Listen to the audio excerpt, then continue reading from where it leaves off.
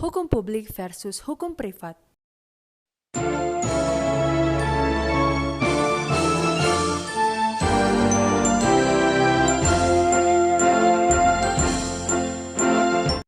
Halo Stanners, berdasarkan literatur, pembidangan hukum publik dan hukum privat pertama kali dikemukakan oleh Ulpianus. Menurut Ulpianus, hukum publik adalah hukum yang mengatur kepentingan umum, sedangkan hukum privat adalah hukum yang mengatur kepentingan perorangan atau khusus. Selanjutnya, menurut Hans Kelsen, hukum privat mewakili hubungan antara subjek secara koordinatif dan memiliki kedudukan hukum yang sama, sedangkan hukum publik mewakili hubungan antara subjek yang sifatnya subordinasi dan salah satunya memiliki kedudukan yang secara hukum lebih tinggi daripada pihak lainnya. Tipikal hukum publik adalah hubungan antara negara dengan warga negara. Adanya pembidangan hukum menjadi hukum publik dan hukum privat ini sesungguhnya tidak terlepas dari dianutnya sistem hukum Eropa kontinental atau civil law oleh negara kita, Indonesia. Ya, benar. Pembidangan hukum menjadi hukum publik dan privat hanya dikenal pada negara-negara dengan tradisi hukum civil law.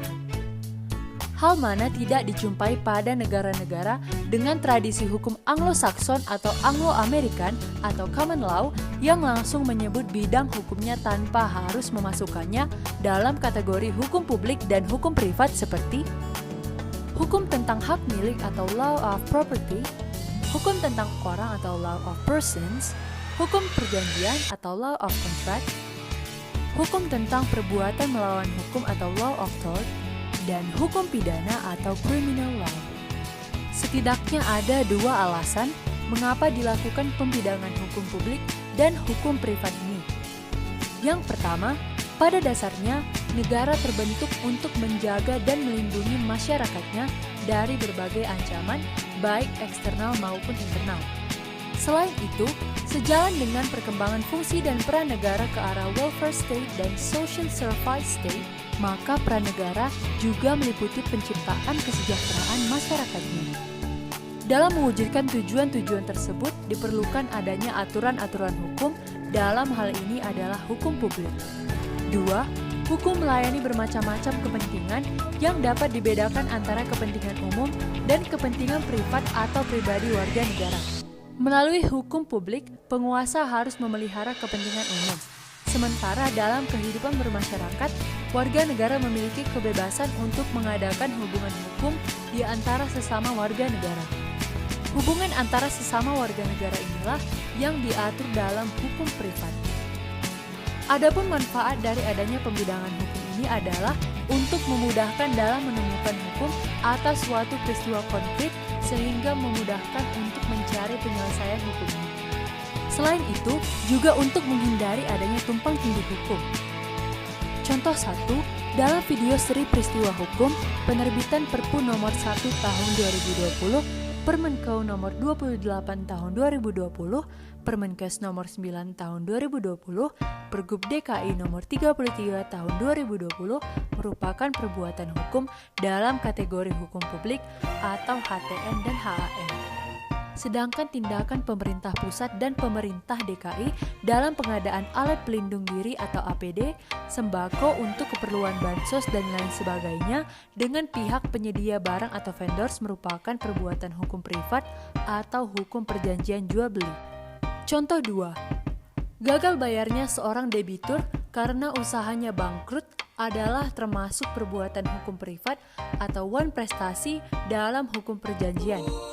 Akan tetapi, jika sedari awal si debitur memang bermaksud untuk mengemplang utangnya, mengajukan dokumen-dokumen fiktif saat pengajuan utang sebagai upaya tipu muslihat untuk mengelabui si kreditur, maka perbuatan ini masuk dalam kategori hukum publik, yaitu penipuan dalam hukum pidana. Dengan adanya pemisahan sebagaimana contoh di atas, apabila ada pihak-pihak yang merasa kepentingan hukum atau hak konstitusionalnya dilanggar, akibat perbuatan-perbuatan hukum di atas, dengan mudah dapat diketahui jalur mana upaya hukum yang dapat dilakukan. Apakah mengajukan permohonan judicial review ke Mahkamah Konstitusi atau ke Mahkamah Agung? mengajukan gugatan ke PT UN, mengajukan gugatan perdata, melaporkan atau mengadukan secara pidana atau upaya hukum lainnya. Contoh, apabila ada driver ojek online atau ojol yang merasa kepentingan hukumnya dirugikan oleh Peraturan Menkes nomor 9/2020 jangto Peraturan Gubernur DKI nomor 33/2020 terkait PSBB atau regeling, maka upaya hukum yang dapat ditempuh adalah melalui permohonan judicial review ke Mahkamah Agung. Sedangkan apabila ada driver ojol, pemilik warung atau rumah makan yang merasa dirugikan atas tindakan penertiban atau penindakan atau basicking oleh Satpol PP atau Satgas Penegakan Hukum atas nama Pemda DKI, maka upaya hukum yang dapat dilakukan adalah mengajukan gugatan PT UN.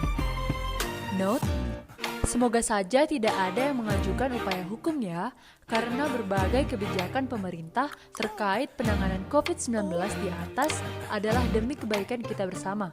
Namun demikian, sebagai negara demokrasi dan sekaligus demokrasi, upaya hukum adalah hak dari setiap warga negara. Secara tradisional, yang termasuk dalam lingkungan hukum publik adalah hukum tata negara atau HTN, hukum administrasi negara atau HAN, hukum pidana, hukum internasional, dan hukum acara.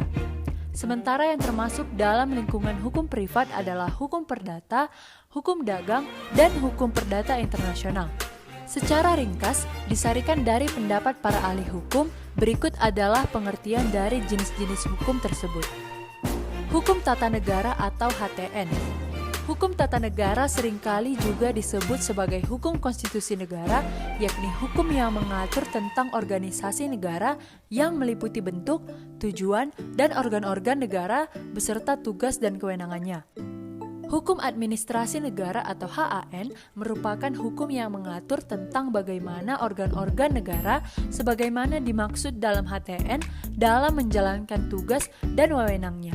Sehingga sebagian ahli hukum menyatakan bahwa HTN merupakan hukum tentang negara dalam keadaan diam, sementara HAN merupakan hukum tentang negara dalam keadaan bergerak. Ada juga ahli hukum yang berpendapat jika lingkup pengaturan HTN meliputi organ atau lembaga negara yang disebutkan dalam konstitusi, yaitu legislatif, eksekutif, dan yudikatif, sebagaimana ajaran Montesquieu, sedangkan lingkup pengaturan HAN hanya menyangkut organ-organ dalam lingkungan kekuasaan eksekutif saja. Hukum pidana adalah hukum yang mengatur tentang perbuatan-perbuatan mana yang dilarang atau termasuk dalam kualifikasi tindak pidana seperti kejahatan dan pelanggaran dengan ancaman sanksi pidana bagi pelanggarnya. Hukum perdata adalah hukum antar perorangan yang mengatur hak dan kewajiban perorangan yang satu terhadap yang lain di dalam pergaulan masyarakat yang pelaksanaannya diserahkan kepada tiap-tiap pihak atau individu. Hukum acara. Hukum ini seringkali disebut dengan hukum formil, yakni hukum yang mengatur tentang tata cara atau SOP mengenai bagaimana hukum material dapat ditegakkan.